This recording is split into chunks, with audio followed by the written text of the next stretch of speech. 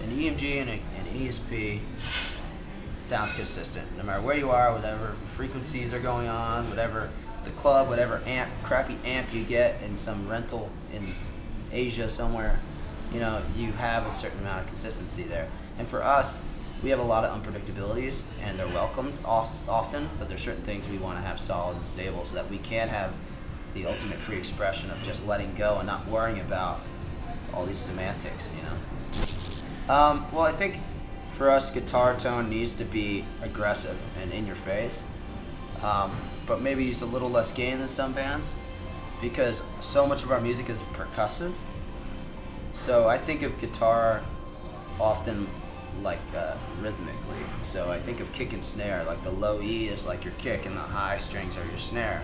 And I break things up rhythmically a lot like that. And I think when I'm creating riffs, I think almost like a piano player or a drummer, of how you're kind of breaking up the bass, C stuff and the lower stuff. And so that kind of syncopation is important for our band. So tone-wise, it's important to have a good gritty low end, but also have a sharp or tacky high end so that you can have that kind of dynamic, percussive stuff going on. Well, right now I'm using my custom prototype signature guitar, which isn't available quite yet, but it's getting ready to be put into production. Throughout the years of playing for years, being a live, active, I mean, our thing has been playing shows more than anything. We've been a live band, an aggressive, live, active band. So it's been real easy to see what things consistently have been a problem for me. So there's certain things like when you're really aggressive on stage, you're playing in festival settings where your guitar's sitting out in humidity all day, or you're literally falling on your guitar, or like, you know, running into all these kind of physical scenarios that leave things a little bit out of your control. Your guitar going out of tune every 5 seconds is a huge problem.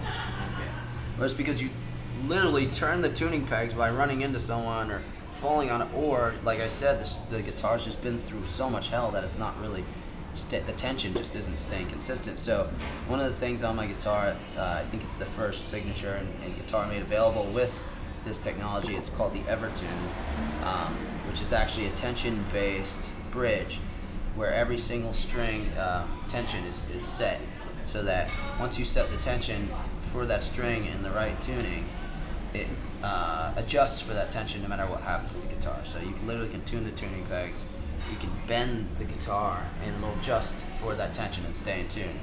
It's completely mechanical, there's no electronics in it. There's been nothing that I've tried up until the EverTune that's been able to do anything close to this efficiently. It's also just a really sturdy guitar. It's the only semi-hollow body available through ESP that's neck through. It is semi-hollow body, so there's a small portion of the guitar that is hollow, which creates a little more volume when you're playing acoustically, and a little warmer tone when you're doing different things, playing different styles of music, especially since our band is so eclectic and we're going through so many different styles within one song. Recording, having all those options in one guitar makes things really easy.